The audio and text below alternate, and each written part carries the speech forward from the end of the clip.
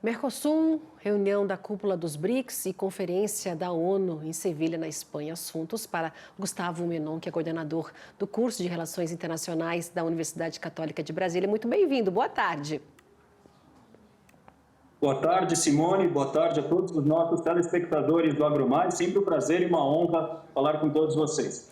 Prazer é todo nosso tê-lo aqui mais uma vez, viu, Gustavo? Vamos lá, então. Mercosul. Lula e Milei, né, participaram, então, né, da abertura da cúpula aí, né? A prioridade é o acordo entre o bloco do Mercosul e a União Europeia. O presidente disse estar confiante, o presidente Lula disse estar confiante, então, né, que até o final deste ano serão, então, assinados acordos de livre comércio com a União Europeia e a EFTA também, né, em momento de guerra tarifária entre Estados Unidos, China. Como é que você observa essa cúpula acontecendo lá, sendo o Brasil agora, né, liderando aí o Mercosul, a presidência do Mercosul?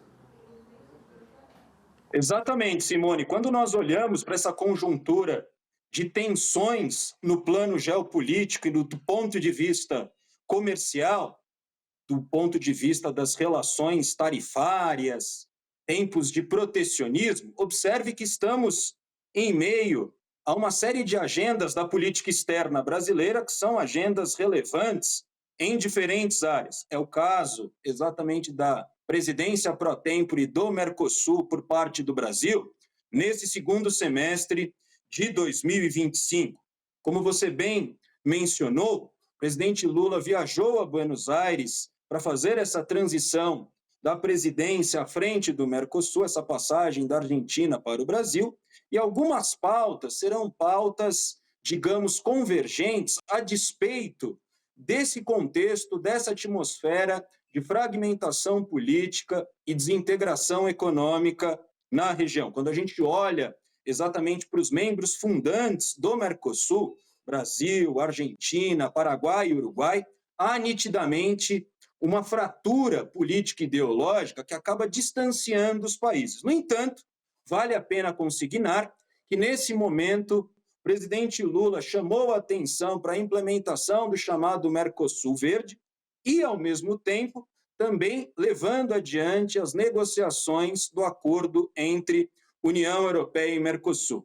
Vale também registrar, Simone, que o Mercosul trata-se do nosso espaço privilegiado quando pensamos em agenda da integração regional. Isto quer dizer que o comércio intrarregional trata-se de um comércio bastante relevante e qualificado na exportação de produtos com maior valor agregado, e há toda uma agenda convergente, a despeito, insisto, dessas tensões político-ideológicas, no sentido de implementar, por exemplo, o combate aos crimes transnacionais. Além do Mercosul Verde, há também um aceno para firmar esse acordo de livre comércio com a Associação Europeia de Livre Comércio, que faz parte aí 4 países, que são países que compõem essa organização, esse bloco econômico: Liechtenstein, Suíça, Noruega e Islândia, além de, obviamente, firmar e consolidar, ratificar o acordo entre União Europeia e Mercosul. Eis as prioridades brasileiras à frente dessa presidência pro tempore, e lembrando que, nesse segundo semestre de 2025, o Brasil também vem atuando em termos da promoção da cúpula dos BRICS e, em novembro, a realização da COP30 para se pensar os caminhos do desenvolvimento sustentável no coração da Amazônia, na cidade de Belém. Portanto, trata-se aqui de agendas de suma importância, agendas de bastante fôlego, de bastante vitalidade, que colocam o Brasil no tabuleiro das negociações internacionais em meio a esses conflitos que estão colocados no campo das relações internacionais. Conflito na Eurásia, as tensões que se dilatam no Oriente Médio, a guerra comercial entre Estados Unidos e China, e quando a gente puxa as discussões para o chamado Sul Global, o Brasil trata-se desse ator relevante que assume agora a presidência pro tempore do Mercosul. Citando o BRICS novamente, a cúpula acontece nos dias 5 e 8 de julho, lá no Rio de Janeiro, né, professor? Sem a presença, então, de Xi Jinping nesse encontro, assim como o presidente da Rússia, Egito, não é? Turquia também, mas vão mandar aí os seus representantes. Fala-se nesse esvaziamento dessas presenças desses líderes aí. E eu te pergunto, professor, ele pode então ofuscar a articulação do Sul global?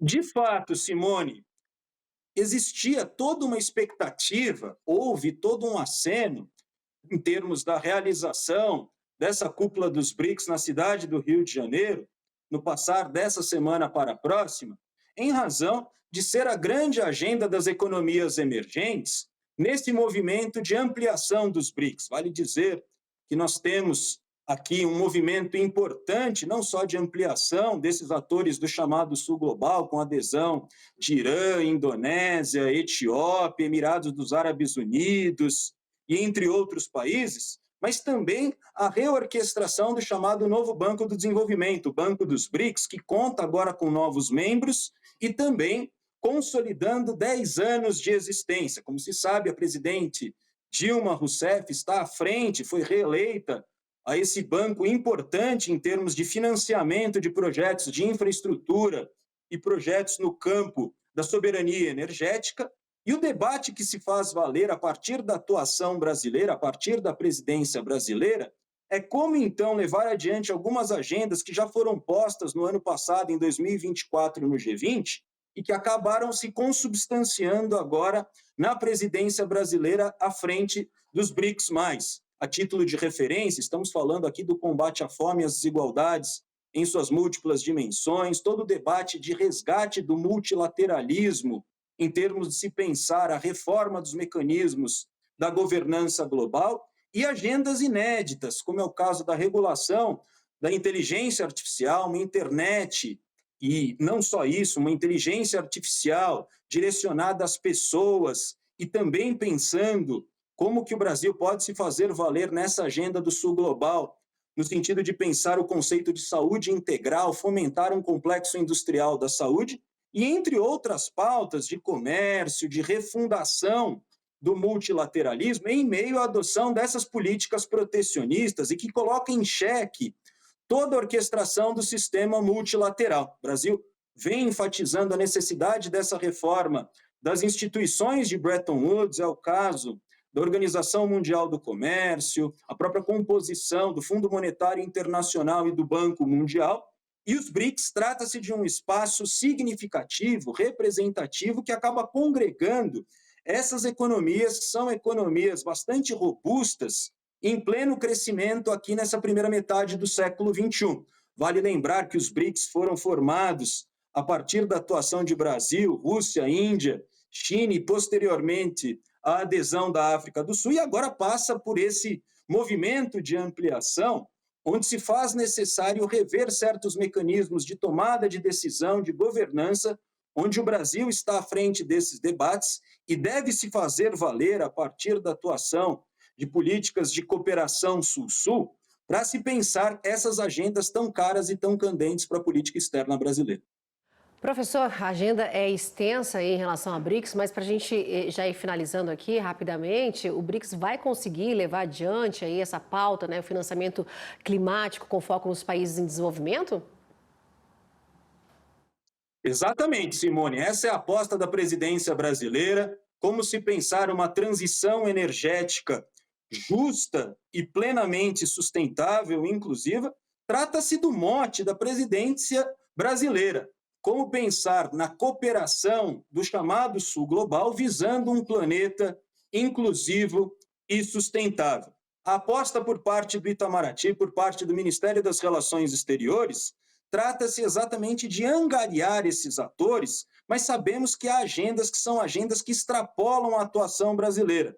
É o caso dos debates sobre segurança e defesa internacional, muitos membros envolvidos, por exemplo, nesses conflitos, nesse mundo em conflagração, a começar pela guerra na Eurásia. Observe que há, em meio aos BRICS, uma forte aliança sino-russa, e estamos falando de países de economias bastante heterogêneas, de atores bastante diversos, que precisam, de certa forma, estabelecer essas agendas, que são agendas comuns as economias em desenvolvimento, e o Brasil tenta, de certa forma, em meio a essas ausências do presidente chinês, do presidente russo, em razão do TPI, em razão exatamente do conflito na Eurásia, tenta, de certa forma, se posicionar como um ator relevante do chamado Sul Global e pensar também em soluções, em alternativas a esses dilemas geopolíticos do nosso tempo.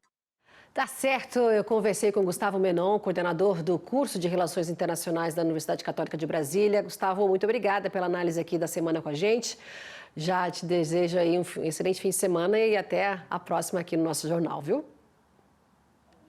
Muito obrigado, Simone. Eu que agradeço toda a atenção e desejo também aos nossos telespectadores um ótimo final de semana e um ótimo trabalho. Tá bom, tchau, tchau, querido. Até a próxima. 4 horas, 8 minutos, hora de